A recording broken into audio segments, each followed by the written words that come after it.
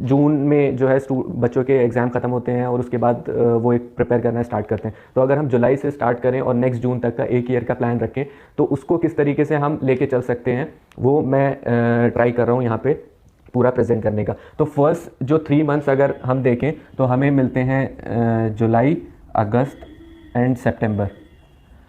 तो ये आप अपने हिसाब से चेंज भी कर सकते हैं कि कोई इंसान अगर जनवरी से स्टार्ट कर रहा है तो वो जनवरी के स्टार्टिंग के 3 मंथ्स ले सकता है, बट जनरली जो ग्रेजुएशन में होते हैं उनके जो पेपर्स रहते हैं वो जून के अराउंड ख़त्म होते हैं, तो जुलाई में वो अपनी प्रिपरेशन अगर स्टार्ट कर रहे हैं तो उस तरीके से मैंने स्टार्ट किया है। तो अगर हम फर्स्ट देखें जुलाई में जब आप एकदम नए आते हो तो आई विल से कि फ़र्स्ट 15 डेज़ आपको कहीं टाइम वेस्ट नहीं करना है, आपको एग्ज़ाम को समझना है। जितना अच्छे से आप समझेंगे उतना आपको हेल्प मिलेगा। तो बुक से ज़्यादा आप सिविल सर्विसेज के जो सिलेबस है यूपीएससी का और प्रीवियस ईयर्स पेपर्स हैं उसको एनालाइज करें, बैठ के देखें। सिलेबस तो इनफैक्ट बाय हार्ट कर सकते हैं आप, मेंस का और प्रीलिम्स का सिलेबस आप देखें, उसमें कौन कौन से टॉपिक्स हैं, कहाँ कहाँ से चीज़ें पूछी जा सकती हैं। उसी तरीके से आप सारे जो प्रीवियस ईयर्स पेपर्स हैं जो मेंस के हैं और प्रीलिम्स हैं उसको भी एक आइडिया लगाएं। तो स्टार्टिंग में जो आपका टाइम है जितना ज़्यादा इस चीज़ में जाएगा उतना जल्दी आपको एग्जाम की अंडरस्टैंडिंग होगी। होता क्या है कि बच्चे स्टार्टिंग में डिफरेंट बुक्स उठा लेते हैं एकदम से और आइडिया नहीं होता, वहाँ पर टाइम बहुत ज़्यादा वेस्ट होता है। तो आई सजेस्ट कि स्टार्टिंग के 15-20 दिन आप फोकस करें कंप्लीट प्रीवियस ईयर्स पेपर्स और सिलेबस के ऊपर, और वो तो आगे भी आपको रखना है बट यहाँ पे आप ज़्यादा फोकस करें। उसके बाद सबसे इंपॉर्टेंट जो बेसिक आपका आता है वो एनसीईआरटीज़ आती हैं। तो अब बच्चों को ये होता है कि एनसीईआरटीज़ कहाँ से स्टार्ट करनी चाहिए, 6 से स्टार्ट करनी चाहिए, 9 से स्टार्ट करनी चाहिए, 11 से स्टार्ट करनी चाहिए, 12 से स्टार्ट करनी चाहिए। तो मेरा मानना है आई विल सजेस्ट कि जो आप ग्रेजुएशन जब आप करके आ रहे हो तो बेसिक अंडरस्टैंडिंग आपको चीज़ों की होती है। तो आई विल से कि अगर आप 9 से भी स्टार्ट करेंगे एनसीईआरटीज़ तो सफिशेंट हो जाता है। और आपको ऐसा नहीं है कि सारे सब्जेक्ट्स की एनसीईआरटीज़ पढ़नी है, क्योंकि कभी ये होता है कि कुछ लोग बोल देते हैं कि 6 से 12 तक की जितने भी सब्जेक्ट्स हैं उनकी सबकी एनसीईआरटीज़ आप पढ़ लीजिए। अगर आई विल से कि साइंस की अगर एनसीईआरटी है, सपोज बायोलॉजी, केमिस्ट्री, फिजिक्स, अगर इनकी पढ़ने लगेंगे आप 9-12 की एनसीईआरटीज़ तो वो बहुत डिफिकल्ट हो जाएगा आपको करने में उसको। तो हिस्ट्री की एनसीईआरटीज़ एल से कि जो ओल्ड एनसीईआरटीज़ हैं या न्यू एनसीईआरटीज़ हैं वो आप पढ़िए। इकोनॉमिक्स की एनसीईआरटी है वो आप देखिए 11th क्लास की, ज्योग्राफी की 11th-12th की एनसीईआरटीज़ हैं 2 वो आप देख सकते हैं। इसी तरीके से मेन में कॉन्स्टिट्यूशन जो पॉलिटी है, इंडियन कॉन्स्टिट्यूशन एट वर्क, वो 11th क्लास की एक बुक है वो आप देख सकते हैं। तो जो बेसिक एनसीईआरटीज़ हैं वो आप पढ़िए, और वो भी डिपेंड करता है कि आपका लेवल कहाँ पे है। अगर आपको लगता है कि 11th-12th की या 9th की एनसीईआरटीज़ करके आपको काफ़ी हो जा रहा है तो आप वो भी कर सकते हैं, और आपको लगता है किसी किसी को ज्योग्राफी में प्रॉब्लम होती है तो वो 6 से एनसीईआरटी स्टार्ट करता है, तो वहाँ से भी स्टार्ट की जा सकती है। वो तो आपको डिसाइड करना है कि आपको किस उस पर आपको रखना है अपना। और यहाँ पे एक बड़ा इशू आता है नोट्स मेकिंग का। बहुत लोग बच्चे कन्फ्यूजन में रहते हैं कि सर नोट्स मेकिंग कब से स्टार्ट करनी चाहिए। तो मेरा तो सजेशन ये है कि आप फर्स्ट रीडिंग सेकंड रीडिंग में नोट्स मेकिंग पे ज़्यादा फोकस मत करिएगा, क्योंकि एनसीईआरटीज़ ऑलरेडी बहुत क्रिस्प वे में लिखी हुई होती हैं। फर्स्ट रीडिंग जब आप करते हैं तो उसमें जितना हो सके उतना समझने का ट्राई कीजिए, अंडरस्टैंडिंग कीजिए। सेकंड थर्ड रीडिंग में जब आप आते हैं उस टाइम पर आप नोट्स मेकिंग के बारे में सोच सकते हैं, देख सकते हैं। तो स्टार्टिंग में फोकस करिए कि जो एक ब्रॉड आइडिया, बेसिक कंसेप्ट वो आप डेवलप कर सकें। तो एनसीईआरटीज़ 9 से 12 तक की आई सजेस्ट, और ये जो है एटलीस्ट इन 3 महीने में 2 रीडिंग आपकी हो जानी चाहिए इसकी एनसीईआरटीज़ की। उसी के साथ साथ आपका ऑप्शनल आता है। अब बहुत लोगों को ऑप्शनल में ये कन्फ्यूज़न रहता है कि कौन सा ऑप्शनल सेलेक्ट करना है और कैसे सेलेक्ट करना है। तो अभी आई सजेस्ट कि जब आप इस वाले फेज़ में स्टार्टिंग के 3 मंथ में, तो ऑप्शनल को मत डिसाइड करिए कि आप कौन सा ऑप्शनल सेलेक्ट कर रहे हैं। आप जीएस पे फोकस करिए अपने 1 महीने, 1.5 महीने, 2 महीने जितना भी आपको देना है, और यहाँ पे देखिए कि आपका किस सब्जेक्ट में इंटरेस्ट आता है। क्योंकि जब आप हिस्ट्री, पॉलिटी, सोशियोलॉजी और डिफरेंट सब्जेक्ट्स पढ़ेंगे तो आपको खुद ब खुद पता लगने लगेगा कि आपका इंटरेस्ट किस चीज़ में है। तो आई सजेस्ट कि ऑप्शनल सिलेक्शन एकदम स्टार्टिंग में मत करिए, थोड़ा सा जीएस की अंडरस्टैंडिंग लेके कि आपका इंटरेस्ट किस में आ रहा है, उसके बाद फिर आप ऑप्शनल पे जा सकते हैं। और फिर भी अगर आपका ऑप्शनल सिलेक्शन नहीं हो पा रहा है तो फिर आपको 2-3 ऑप्शनल शॉर्टलिस्ट करने पड़ते हैं, क्योंकि मेनली ऑप्शनल सिलेक्शन जो है वो टोटल आपके इंटरेस्ट के ऊपर बेस्ड रहता है कि आपका इंटरेस्ट क्या है।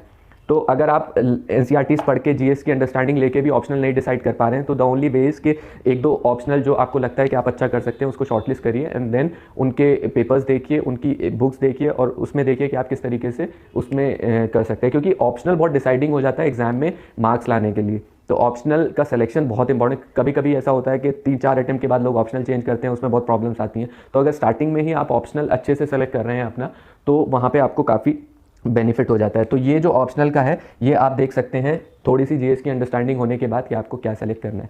और इस वाले फेज़ में ये मेरा अपना पर्सनल ओपिनियन है, आप उसको देख सकते हैं कि आप पे कितना हेल्पफुल रहेगा। इस वाले फेज़ में आप न्यूज़पेपर अवॉइड कर सकते हैं, क्योंकि जब एक बिगिनिंग फेज़ में आप पढ़ रहे हैं चीज़ों को, तो न्यूज़पेपर समझने में करने में आपको बहुत ज़्यादा टाइम लग जाता है, 1.5 घंटा 2 घंटा वेस्ट हो जाते हैं स्टार्टिंग में।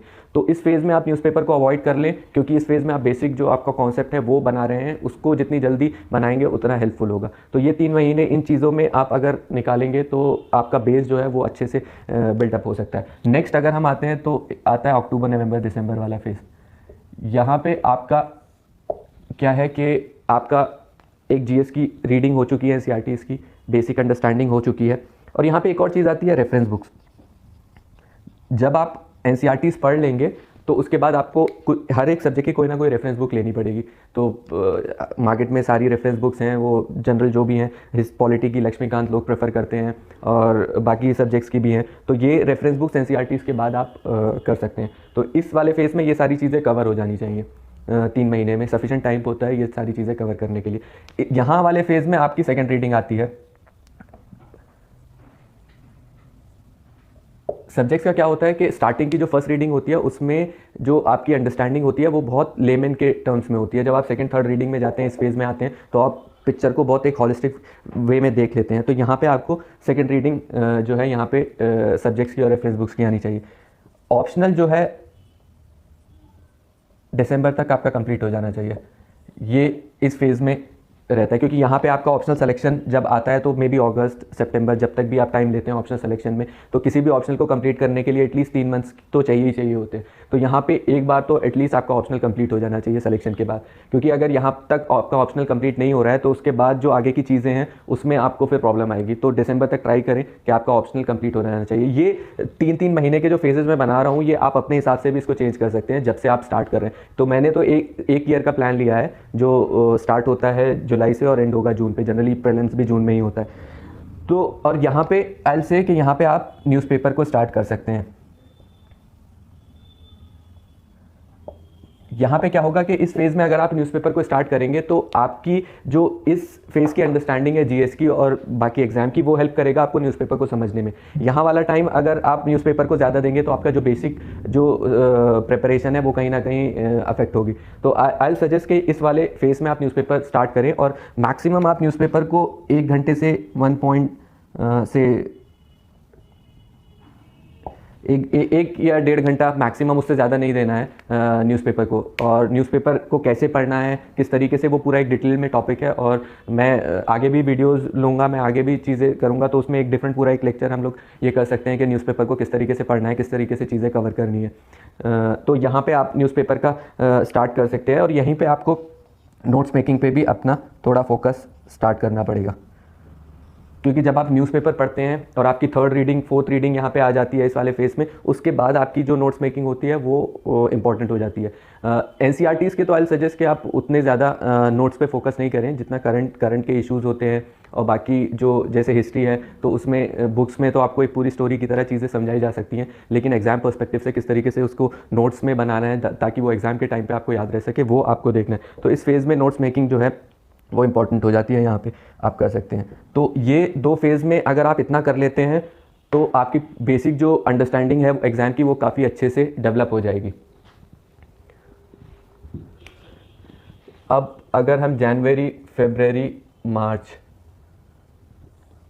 ये थर्ड वाले फेज़ पे आए, तो अभी यहाँ पे आप देखिए कि आपके ऑप्शनल की रीडिंग, आपके जीएस की रीडिंग, आपका न्यूज़पेपर, ये सारी चीज़ें कहीं ना कहीं आ गई हैं प्रिपरेशन में। तो यहाँ से आपको नेक्स्ट लेवल पे मूव करना है। तो यहाँ पे आई सजेस्ट कि एक और पार्ट होता है सिविल्स में एथिक्स का। होता क्या है, एथिक्स थोड़ा डिफरेंट है। जीएस की प्रिपरेशन, जीएस के सब्जेक्ट्स जो हैं वो आप इजीली समझ सकते हैं, लेकिन मुझे लगता है कि एथिक्स की अंडरस्टैंडिंग के लिए आपको इस वाले फेज़ को कंप्लीट करना इंपॉर्टेंट हो जाता है, क्योंकि अगर डायरेक्टली आप इस फेज़ में एथिक्स को पढ़ेंगे तो उसको उतने अच्छे से रिलेट नहीं कर पाएंगे। तो यहाँ पे अगर आप एथिक्स को स्टार्ट करते हैं या एथिक्स की अंडरस्टैंडिंग लेते हैं तो वो आपको काफ़ी हेल्पफुल होगा, क्योंकि आप इस चीज़ से उसको रिलेट कर पाएंगे। और एथिक्स के लिए लोग कंफ्यूज रहते हैं कि एथिक्स में क्या पढ़ना चाहिए क्या नहीं पढ़ना चाहिए। आई विल से कि एथिक्स में आप देखिए सिलेबस में जो डेफिनेशन टर्म्स हैं, जो चीज़ें दी हुई हैं, उसकी एक बेसिक अंडरस्टैंडिंग आपको नेट से कहीं पे भी मिल सकती है। बाकी सारा जो एथिक्स है वो प्रैक्टिकल पार्ट है कि आप उस चीज़ को कैसे रिलेट करते हैं अपने लाइफ से, अपनी चीज़ों से। तो आप न्यूज़पेपर पढ़ रहे हैं, आप ऑप्शनल पढ़ रहे हैं, आप जीएस पढ़ रहे हैं, कुछ भी पढ़ रहे हैं, आप उसको एथिक्स से रिलेट कर सकते हैं। तो यहाँ पे एथिक्स के लिए आई विल सजेस्ट कि कोई सेपरेट एक डिफरेंट स्टडी या डिफरेंट एक वो नहीं चाहिए। आपको सिर्फ अपने माइंड को ओपन रखना है कि किस चीज़ को एथिक्स के कौन से पार्ट से रिलेट किया जा सकता है। तो यहाँ पे आप एथिक्स की चीज़ें स्टार्ट कर सकते हैं। एक और चीज़ आती है ऐसे। ऐसे का भी वही कॉन्सेप्ट है कि ऐसे के लिए दो चीज़ें चाहिए, एक तो कंटेंट चाहिए आपके पास, दूसरा आपको चाहिए ऐसे को प्रेजेंट करना, कैसे प्रेजेंटेशन। तो कंटेंट जब तक आपके पास नहीं है तब तक ऐसे आप प्रॉपरली नहीं लिख पाएंगे।